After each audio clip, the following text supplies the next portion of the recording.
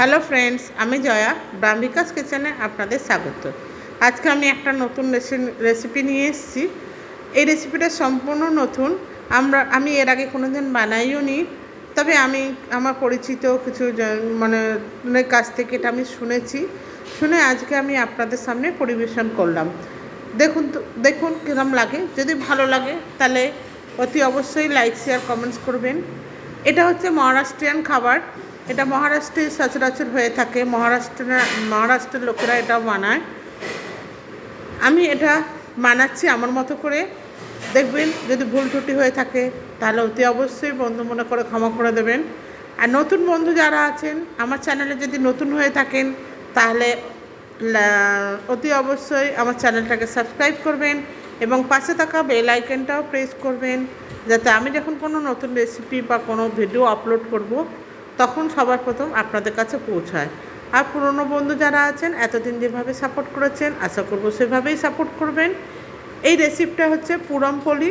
পুরমপোলিটা মহারাষ্ট্রের একটা খাবার, যেটা ছোলার ডাল দিয়ে বানানো হয়।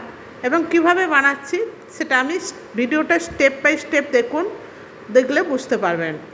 এখানে আমি যে রেসিপিটা বানিয়েছি এটা অত্যন্ত দেখুন কত সুন্দর নরম এবং কোনো ক্রাঞ্চি না, কিছু না। এই পুরমপোলিটা একদম নরম হয়, পুরো সফট, প্রচণ্ড সফট হয়। দেখুন কত সুন্দর সফট হয়েছে এবং পুরটাও বেশ ভালো হয়েছে, দেখতেই পাচ্ছেন। আপনারা এটা ঘরে বানাবেন, বাচ্চাদের টিফিনে বা ব্রেকফাস্টে এটা খুবই ইজিলি বানানো যায়, খুব সহজভাবেই বানানো যায়। চলুন তাহলে এর পরের স্টেপে আমরা যাই। এখানে আমি 1 বাটির মতো ময়দা নিয়েছি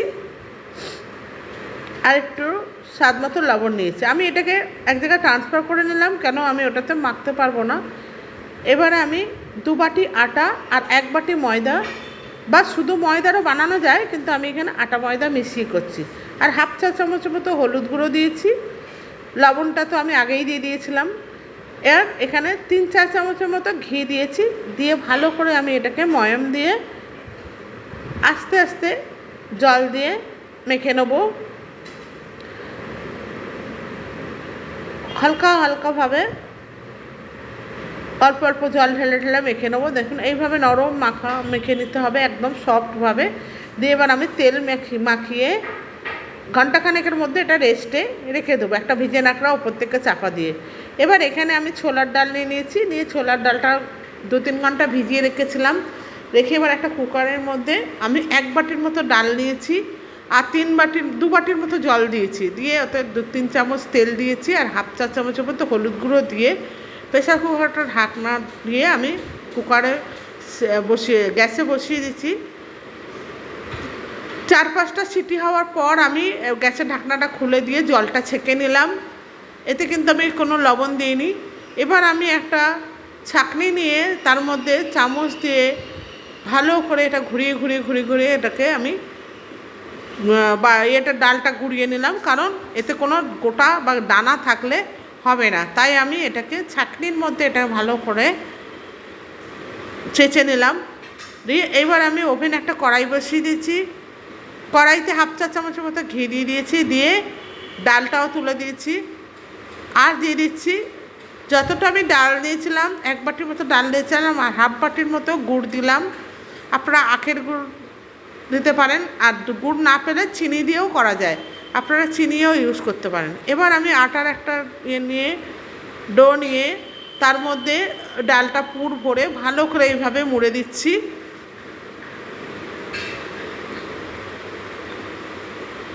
ভালো করে মোড়া হয়ে গেছে।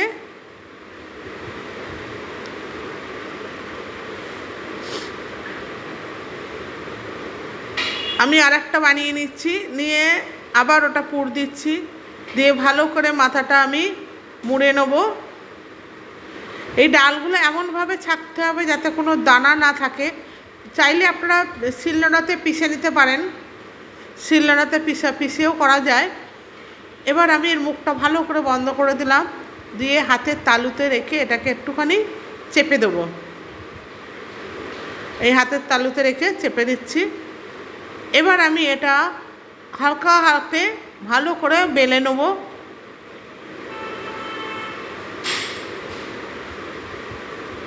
এইভাবে ভালো করে আটার গুঁড়ি দিয়ে ভালো করে বেলে নিচ্ছি।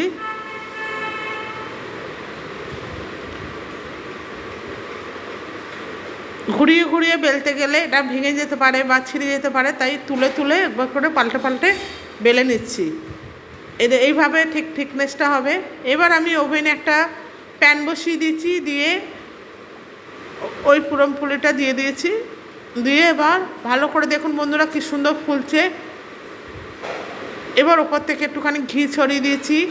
ঘির বদলে আপনারা সাদা তেলও ইউজ করতে পারেন, আমি ঘি দিয়ে করছি। এবার ভালো করে এটা ভেজে নিচ্ছি।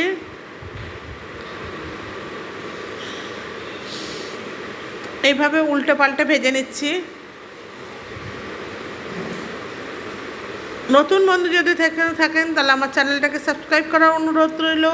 আর পুরনো বন্ধু যারা আছেন এতদিন যেভাবে আমাকে সাপোর্ট করেছেন, আশা করব সেইভাবেই সাপোর্ট করবেন এবং আপনাদের পাশে থাকার জন্য আমি অত্যন্ত কৃতজ্ঞ। এবং নতুন পুরনো উভয় বন্ধুকে আমার ভালোবাসা। এইভাবে প্রত্যেকটা আমি ভেজে নিচ্ছি, প্রত্যেকটা ভেজে নিয়েছি। দেখুন কত সুন্দর সফট এবং নরম হয়েছে। এটা শুধুও খাওয়া যায় বা তরকারি দিয়েও খাওয়া যায়, তবে শুধু খেতে বেশি ভালো লাগে যেহেতু মিষ্টি মিষ্টি। কিন্তু মহারাষ্ট্রিয়ানরা এটা সবজি দিয়ে চাটনি দিয়ে খায়। ভিডিওটা শেষ পর্যন্ত দেখার জন্য ধন্যবাদ।